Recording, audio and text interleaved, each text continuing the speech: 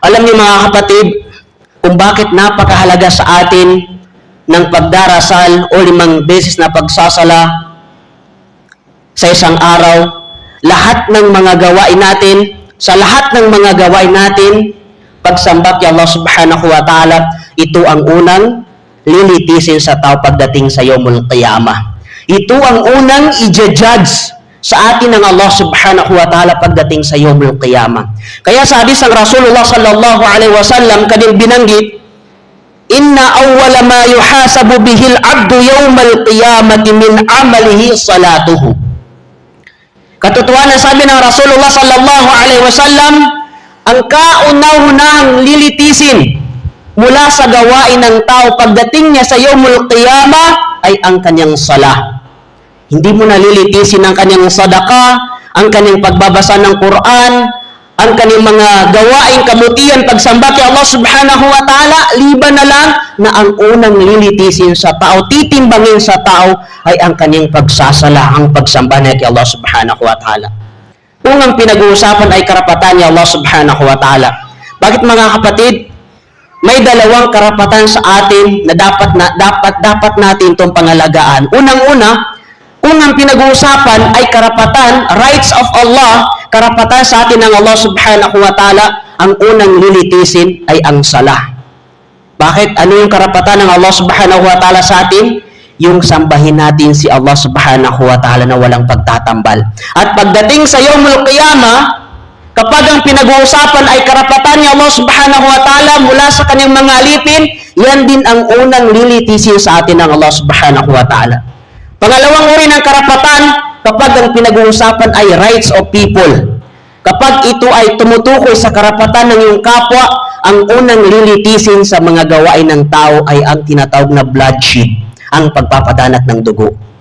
Subhanallah. Anong ibig sabihin? Unang lilitisin sa gawain ng tao, kung ang pinag-uusapan ay karapatan ng kapwa sa atin, ay yung pagpapadanat ng dugo. Lilitisin sa tao yun, kung ikaw ba ay nagpadanat ng dugo o ang dugo mo ay ginamit mo sa landas ng Allah subhanahu wa ta'ala, yun ang unang lilitisin sa tao kung ang pinag-uusapan ay karapatan ng tao sa kapwa natin. Pero kung ang pinag-uusapan ay karapatan ni Allah subhanahu wa ta'ala sa atin bilang kanyang alipin, which is ang sambahin natin siya nang walang pagtatambal, ay ang sala ang unang lilitisin sa bawat individual sa atin pagdating natin sa Yawmul Qiyamah. Dahil hindi lingid sa kaalaman natin mga kapatid, pagdating sa Yawmul Qiyamah, yung karapatan ng mga tao magsisilabas sila sa kabilang buhay. Ano yung karapatan na tinutukoy natin? May mga tao doon na maniningil sila sa mga tao nagkakautang sa kanila. Nandun na yung mga taong ininsulto mo, nandun na yung mga tao na dinaya mo, nandun na yung mga tao na nilibak mo, nandun na yung mga taong sinaktan mo, etc.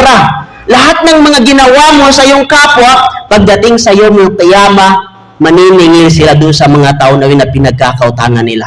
Nagkakautang sa kanila. Yun yung tinatawag natin na karapatan ng tao sa kanyang kapwa. Kaya ang unang lilitisin doon, yung pagpapadanat ng dugo. Kaya sabi ng Rasulullah sallallahu alaihi wasallam, فَإِنْ صَلُحَتْ فَقَدْ أَفْلَحَ وَأَنْجَحَ وَإِنْ فَسَدَتْ فَقَدْ خَابَ وَخَسِرَ. Kaya sabi ng Rasulullah, kung papasa ang kanyang sala, kung magiging perfect ang kanyang pagsasala nung siya'y nabubuhay sa mundo, tunay na lahat ng kanyang mga gawain ay pasado lahat. Mapapabilang siya doon sa mga taong nagwagi, nagtagumpay sila dito sa mundo. Bakit? Kasi ang kanilang pagsasala, ito ay alinsunod sa itinuro sa atin ng propeta sallallahu alaihi wasallam. Naging perfect ang kanilang pagsasala. Kaya lahat ng kanilang mga amal, lahat ng kanilang mga gawain ay perfect lahat yun sapagkat doon nakabase sa kanyang pagsasala. So balit sabi ng propeta sallallahu alaihi wasallam, kapag hindi naman naging perfect ang kanyang sala, kapag nasira ang kanyang sala, sapagkat ito ay hindi tugma sa turo ni propeta Muhammad sallallahu alaihi wasallam, lahat ng kanyang mga gawain ay nasisira lahat. Mapapabilang siya doon sa mga taong nalugi. Mapapabilang siya doon sa mga taong talunan sapagkat ang kanilang sala ay hindi perfect. Ang kanilang sala ay may depekto na maging dahilan na pati ang kanilang mga ibang gawain ay naaapektuhan.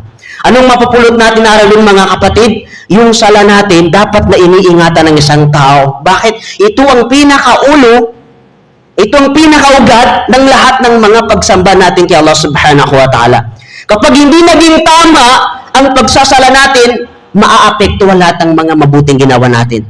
Subalit kapag ito ay tama, sapagkat ito ay naayon sa katuruan ni Propeta Muhammad sallallahu alaihi wasallam, wala kang dapat ipangamba sapagkat lahat ng mga mabuting ginawa mo pagsamba kay Allah subhanahu wa ta'ala ay magiging tama rin sapagkat naging tama ka sa iyong pagsasala.